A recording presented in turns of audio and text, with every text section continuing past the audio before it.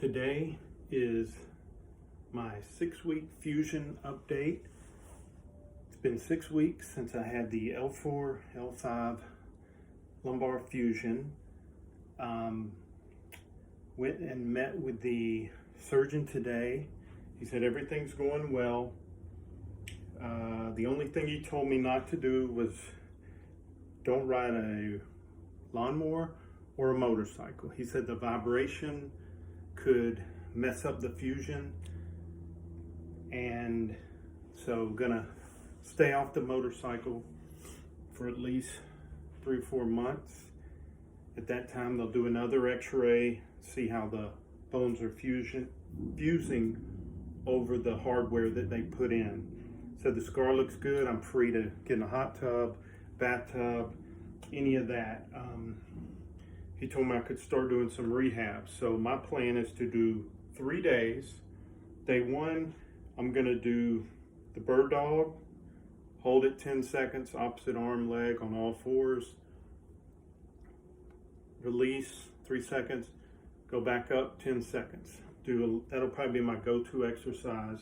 He told me not to do any side planks. I like the Stuart McGill's Big 3. If you've ever read him, if you hadn't, he's worth looking at. But again, the surgeon doesn't like the side plank. Stuart McGill does, but not really after fusion. He uses this one if you're having back issues and things. And the other was just to curl up, where you pretty much lay on the ground, both elbows supporting your lower back, bend one leg, and I mean, you lift your elbows and your head comes off the ground like an inch. You just hold it, flexing everything. On the bird dogs, you want to use a fist. For the arm that's out, you want to really flex everything. I might do some band anti-rotations where you put a band on a door and you turn, you hold the band here so that the band's pulling, but you're not moving.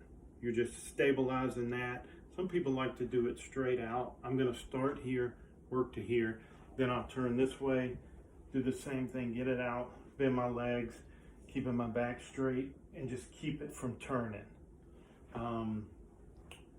Day 2, he did say I could start using dumbbells. So day 2, I'm probably gonna get some 5-pound dumbbells. I'm just gonna do light curls. Again, everything posture straight, nothing bent, and little flex in the knees, and I'm probably gonna do high reps. Curls, I'll do tricep extensions. I like triceps back here, but a lot of times that puts my back in a weird position. So I'm just gonna stick with here, whether it's one arm or 2 at the same time. And shoulder press, straight over. Any pain, I'm gonna shut it down. And I'm also gonna throw in something that I like to do. It's just a 15-pound kettlebell. I'm just gonna flex the knees, good posture. I'm just gonna hold it. Set my timer for 30 seconds. Relax, gently take it over, hold it.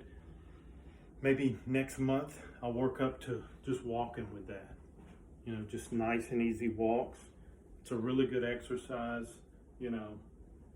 Not sure you want to do a lot of weight or really push it right at surgery. So again, I'm just gonna hold it. If I start feeling any pain, I'm gonna shut out some of the exercise. Day 3 is gonna be mostly legs. So he told me, I said, what about squats with no weight? He said, no, I'd rather you do lunges. So I'm probably just gonna start in a lunging position, knee on the ground, come up, and I may even do it by the couch or desk, something I can just support myself, really get the legs, because a lot of people, you're gonna have some atrophy. So I wanna get the butt, the thighs starting to build back up. And so I'll do lunges. I'll do what I call a hip heist or a bridge. You just, you lay on your back, hands on the ground, heels touching, legs bent, and you just raise your hips and come down. Raise your hips, come down. I'll probably do them again, 10-second holds. A lot of people will get, their hamstrings will cramp from that.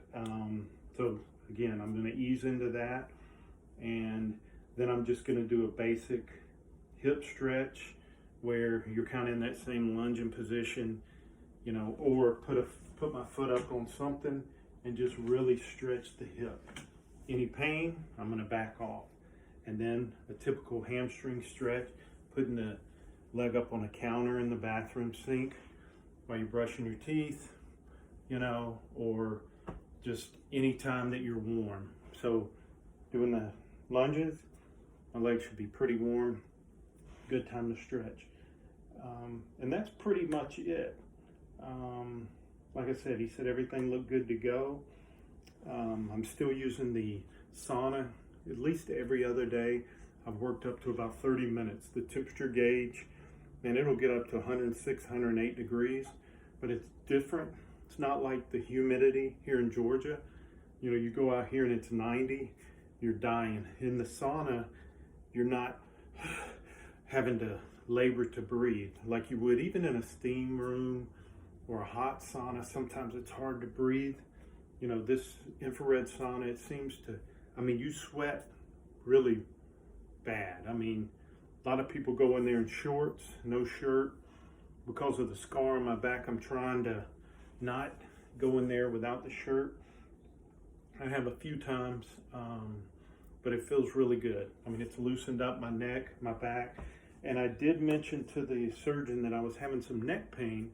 He said sometimes putting the hardware in there can throw your body alignment off and can cause some strain in the neck.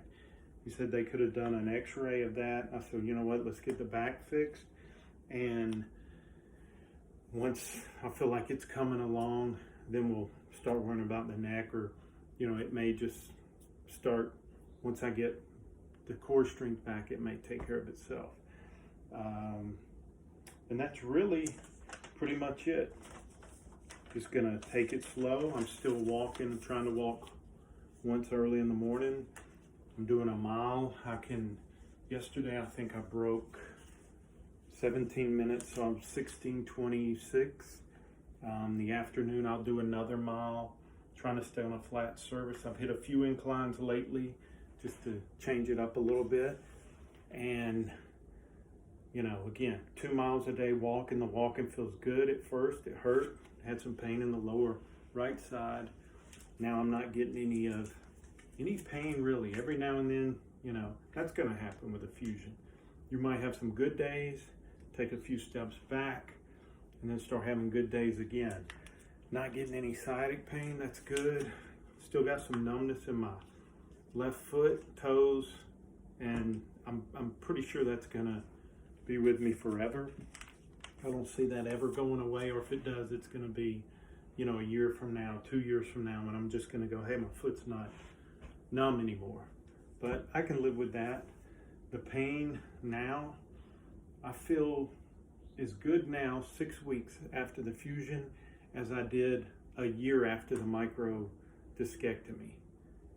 For what's that worth? I always felt like, for what it's worth, I always felt like the discectomy, something wasn't right. I don't know if there was a fragment in there, but it never felt stable. So I'm hoping this fusion for me is a way to go. Again, I'm not a doctor. Get several opinions, and, you know, again, if you were in that sciatic pain that I was in, where you're bedridden, you can't move, you're crawling to the bathroom, you're just pretty much laying in bed all day, and in pain, can't sleep, then you're probably a good candidate for surgery. If you can do whatever you were doing, you know, I see videos of people doing workouts, talking about their sciatic pain. If you're doing workouts, you're not in that kind of pain, probably don't need surgery. Something you could work out with some stretching and chiropractic care, inversion, decompression, dry needling, acupuncture, ice heat. You know, I would try that first. All right. If you have any questions, post them below. Probably not going to post any more videos. I may do, depending how I feel, anything that, you know, I feel like it's important for people to hear or see with the workouts. I may do a video on that, or if I take a real bad turn for the worse, I may throw that in. But until then, I'm probably a month away from my next visit, and I'll probably do a video at that time. Thanks.